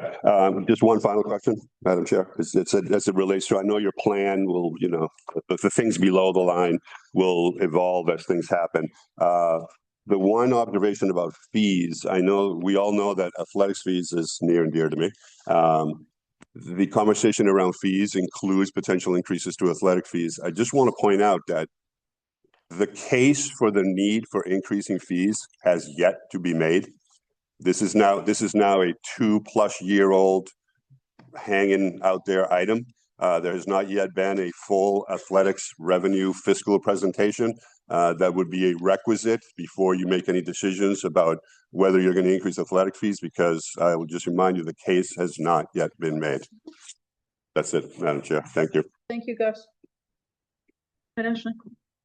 Gus, you're always so inspiring. You give me lots of ideas when you're up here. I have other questions that I could ask, so thank you. Thank you. So as we're talking about reallocations and cuts that may be coming up, I'm thinking of the good old shifts. I'm just kidding. Shifts. The 234 document. Like, remember that thing? Right. The 234 document, right? So when I was looking at the numbers, I kind of went back to that 234 document, like, okay, this is where we're gonna be, this is what we're looking at. Are we gonna go off of that document to help guide the decision-making process for reallocations? So Yeah, I mean, for the most part, it's at 3.5%. Like Gus just gave us a rundown of its 3.5%. So if you look at that guide, that's part of what we're doing. But there's also, like we said, through attrition. Then, like I said, there's also the thought process of the needs throughout the district. So that visual is just to give people a general idea of, like, if we're getting 1%, it kind of looks like this.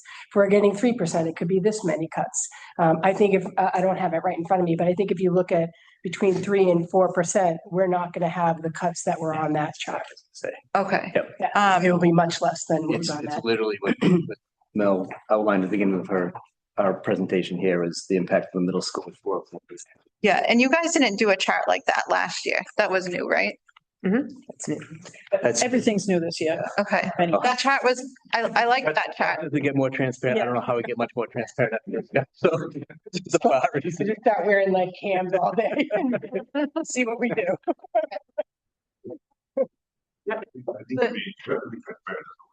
Yeah, no, absolutely. The chart itself, the chart's great. Like 10 out of 10 on the chart. I really like it. I looked at it a lot. My other question would be, what is the school committee because there's some new folks here. What is the school committee's role when it comes to deciding the funds?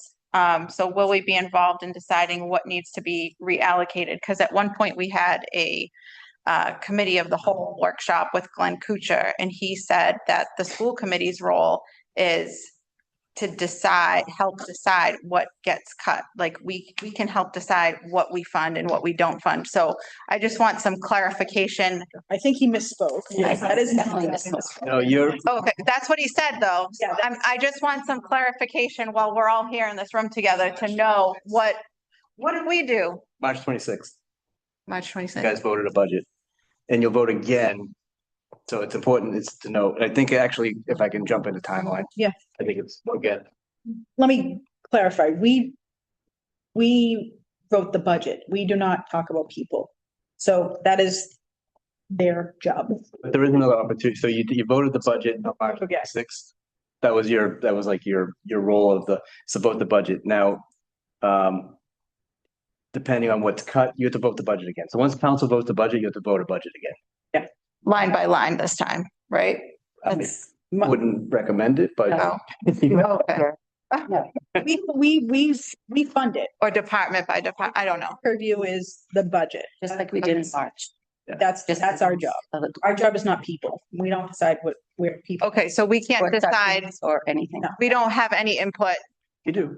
You do. That's what we're saying. That's part of like planning input when we go through the needs list with all the principals. We Right. discuss it at the table. When we get input from any of you here at the table, those things are all considered. Okay, We just don't make the final decision. I see. Okay, that's, Yeah, we just vote the budget. I see. Okay, yeah, I'm just trying, like, Is always on the table, and we can always advocate for what we think is, important and what we think our constituents are important to them. It's the people's is their job. yeah, well, kind of like first student coming and the bus stuff and the MGL 30. I just want, sometimes I think people, including myself, want clarity on what's my job? What's this person in the seat? What's my job, right? Because a lot of people are looking at us saying, we want you to do this, but sometimes we can't, right? I think the understanding from some constituents is I don't think any of us sitting at this table knew what our job was when we got elected, right? I think it's a learning process for all of us. And I think part of our job is to educate the community on what we can and we can't do. Okay. We do and we don't have control over. Advocacy is always our number one priority, but sometimes we don't have control of things too. Okay, yeah, I just wanted clarity on that because what Glenn Kuchar said and what, you know what I'm saying? I do. Okay, okay. Can I ask just one question? Sorry. I was just thinking, there's been a handful of families that have reached out to me from the charter school, speaking about transferring their kids here. And I know a lot of the cuts that we have saw on that chart were kind of like more at the middle and the high school level. Correct me if I'm wrong.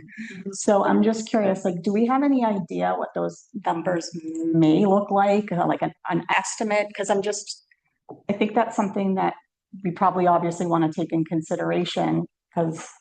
I think it would be early because do they do a rolling admission at the charter? I mean, the numbers of enrollment, sorry. I'm just wondering, like, if you have an estimate, like from you hearing from families, like, maybe an estimate of how many families may transfer back to Weymouth next year. Like, do you have any idea? But not. There may be an influx coming. I know personally, I heard that families today who have not submitted paperwork. Go ahead, sorry. I'm sorry, there is a letter of intent. So what does go out is, administration at charter will send out a letter of intent. Do you intend on coming back? But it does not hold you accountable to it. So many people, because it is a lottery system, they do just say, yeah, I'm gonna say. Like, who knows what's gonna happen over the spring or over the summer?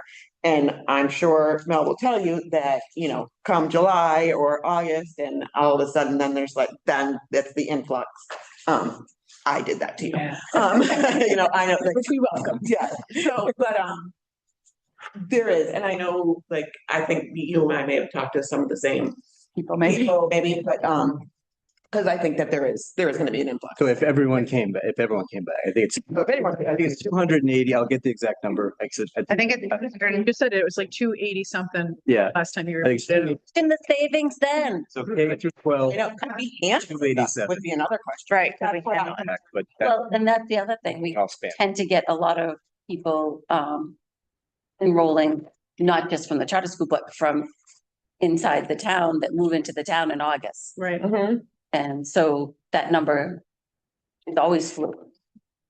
Yeah, we haven't seen any sort of like major incline at the secondary. So in fact, the middle school and the high school are at record low enrollment right now. So that's where, like, I know when people are saying like the attrition and the loss of staffing, the enrollment numbers at the middle and the high school are the lowest that they've been in a very long time. We used to average about 500 students per grade. We're down at like 410, 420, somewhere in those numbers. And, you know, the biggest class size right now is in kindergarten. Yeah. 190. Tell me if I'm wrong. I'm hearing more and more from elementary school families, not Middle. middle and high school. I've also heard from middle, but they're also gonna bring back the elementary if they bring back the middle, so, yeah. Like older elementary, like fourth. Fourth grade. Yes. Fourth grade is. I've heard fourth. So there'll be fifth graders next year. I have information on charter school if anybody wants it. At the time when this information was collected, we had 267 students at the charter school, but there's other information in this chart as well, if anybody wants to look at it. Same influx of mostly fourth grade. Yeah. Yeah, that's what I've heard. Yeah, go ahead. Thanks. I won't go. I'm curious about Melanie's comment about we've seen the enrollment numbers changing at the high school and the middle school. Do you have any sense what's happening with folks, you know? I think So if you remember too, that's when we were doing the Chapman studies, what's the name of the, not NEASC, NESDEC was projecting enrollment way down in the town of Weymouth. And then we saw this shifting of a lot of people moving to the town of Weymouth. So we did see that bubble go through of, you know, these have like childbirthing ages and all of those things. But then we're now seeing an influx of, you know, families moving into the town with younger children. Kindergarten was at 490. We don't know if that's the COVID bubble, you know, so there's a lot of those factors that kind of come in. But like I said, we have for a while seen lower numbers. I remember when I first started teaching at the new high school, we were close to 2,200 at the high school.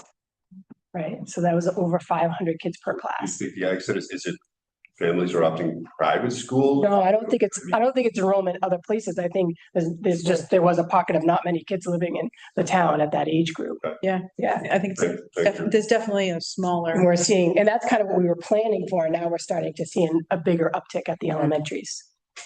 Thank you. Yes. Anybody else? Go ahead. So Eric Dresser, I'm a 15-year resident of the town, father of a 7th grader and a 3rd grader at Ralph Talbot. I hadn't really planned necessarily to speak tonight, but I do just want to echo some of the general sentiment that I've heard about the budget process.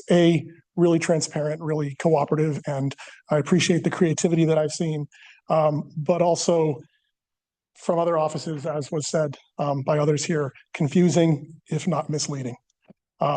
Also, if I can add to that, the fact that that letter came out right before I went on vacation, you got me. I turned my back, and while my back was turned, the situation changed. Well, here I am, but there's not enough of us here. I really hope we can still see that level services like we were frankly promised. But that's actually not entirely the only reason I got up here. I wanted to also speak to the discussion of cutting French. As the father of a 7th grader currently in French, I think I'm right in the crosshairs of where that's going to impact the most.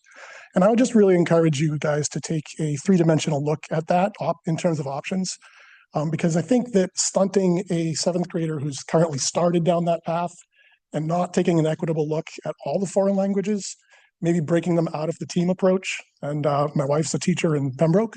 And that's what they do, is that it's handled. They can do larger class sizes that way. Maybe waiting on launching all foreign languages until 8th grade and taking all of them off at 7th grade instead of going after French only. I think that there's some additional collateral to that I would just encourage you to take into it. Thank you. So I have a seventh grader who was also in French and is actually devastated now they can't do the Montreal trip next year. But the cost measure and like what he had, I'm sorry, Mr. Dresser, that's what Mr. Dresser just said. You know, is that something that we could do, like where it was only offered to, say, eighth graders, or is it the staffing changes? Is that just complicated? The trip or the? No, I don't care for the trip. She gets care. Yeah. It's lovely. It's great, it's great. But I more worry about the core education, like, you know, like I said, and she isn't a French and she is, you know, doing this. And so, is there a possibility to continue that for the eighth graders who were in it and not offering it to seventh graders who, and like holding this process off to continue the momentum for those kids? And some of them may not want to, you know, not all of the, you know, the kids may have signed up for French and said, you know, no, we like, not for me. Sorry. But I like, No, and I truly appreciate the comments. As we just kind of went through the budget. Yeah. There are necessary cuts that have to happen. Yeah. Some of, like I said, there is going to be very minimal, but that is the area that some of the cuts were made at, is the middle school languages. All right, last Hail Mary. Yeah. Possibly an after school. We talked about an after school French enrichment and then possibly a trip coming out of that. So Okay. nothing is off the table on that sense, but as far as staffing, yes. Okay. I just, to put my opinion in, the French and the Montreal trip was absolutely so impactful to my son. So it hit me hard too to hear this. So, Yeah. So I'm gonna guess tag on to that.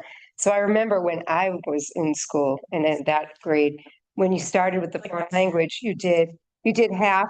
When we did last year, like last year. So you did half and half. So I mean, is there a chance that there could be a teacher that or an educator that is dual? Because I remember we did like one semester, like one term was Spanish, then one was French, and one was Spanish, and that's how you determined which language you wanted to go to. That's how we did it. I think it's also back in the day. licensing of the language. Right. teachers. Yeah. Oh, I'm just saying, if there's, Yeah, if no, there's a chance. We could certainly look at that, Like but I if do there's a think it had a lot to do with the licensing of the. I do like Need Miss Quayle. I don't know if you guys. Yeah, no, so nice. Yeah. I mean, with going down to the 6 periods and trying to fit it in, if we could still, like, if the kids who really wanted to do it could still go after Yeah, school, like, that's. I think it's hard because I think if you looked at all of the things that were going to be cut, it's like there was never going to be someone that was like, that's a great cut. So I think it's unfortunate, like, and if I can offer any of that, consolation is that we are maintaining our languages at the high school where they're super important. If your child's in 7th grade French, at least they'll get 8th grade Spanish, and then they get to decide when they get to the high school, do I do Spanish or do I do French? Now, say if they didn't want to do 8th grade Spanish. They don't have to. It's a choice. They could just wait and take French when they get started. One more, and I did my source is 13, so. I heard, that there may be possible sign language next year. Yes, that is in, it's offered, but I feel like it's, that you'll hear that tomorrow night, at the program of studies. I don't want to speak. Yeah. It's a little late in my brain. So. Okay. No, like I said, my source was 13 and like, yeah. But Karen Monahan will be there tomorrow night. Okay. We'll get that. All right. I don't want him to speak. I just came back over to add one thing that I had forgotten, but was jogged my memory is I also understand that 2 years of middle school language count as 1 year of high school. So I was just curious about the mechanics of the 0.5. Does that round up or down in that scenario? That could be a question. Yeah, and that was actually part of the process too, is why would it take 2 years of a language at the middle school to equal 1 at the high school? So that was part of the issue as well. Okay, so perhaps if that does happen, that will at least be a policy change about the 1 year, perhaps counting as 1 instead of a 0.5. Right. Okay. Thank you. Will that be added to the program of studies? For the high school, not for next year, right? So, because we would have to talk about the curriculum across the board of so for the middle school to fit a true curriculum in that the high school does, they'd have to assess. Anybody else from the public? Comments? No. Anybody from Zoom that wants to comment?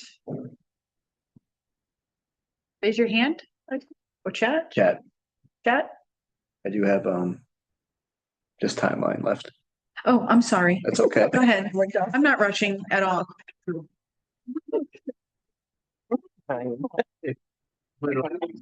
Okay, so next meeting budget's May 6th.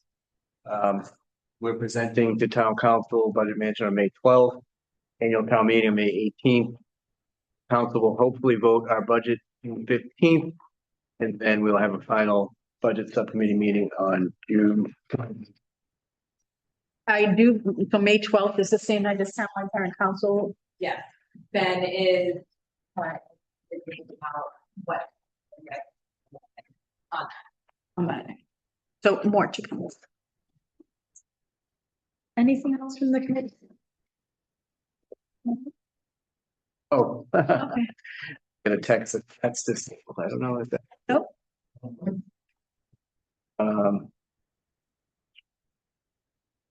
It doesn't look this little. Doesn't look disabled. Yeah.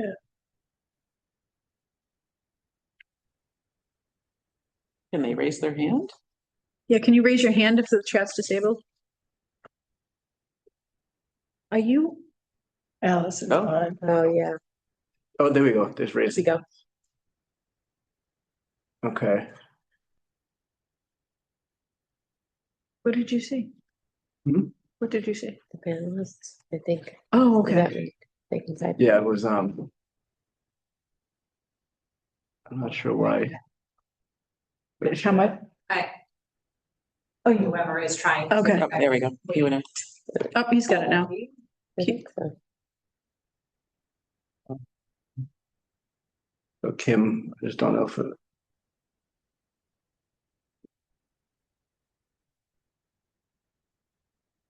I don't know, Kim wanted to chat, I believe. We should be a Netflix show. You know, Oh, Very 7. Keep it in print. I don't see you. If you click on the. Kim, if you want to try to reply to that.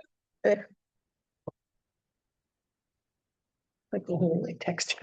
Hey, good famous start. You're hanging. Okay. It's the beat browser, sorry, she said. No, because she is still not. That's what the chat looks like. Oh. Oh. Okay, well, if anybody has any. Oh, there you wait, go. oh, I think I have to use Q&A. The chat is disabled. All right, there we go. thank you, Lori T. All right. So if you want to put anything, There we go. Okay. all right. Now we see them all. Thank you, Andrew Donovan. Hi, Andy. Oh, do you want to open it up for a public? Yeah, Through I will open it up to public on Zoom if you Through the Q&A. through the Q&A. That's one of Open to.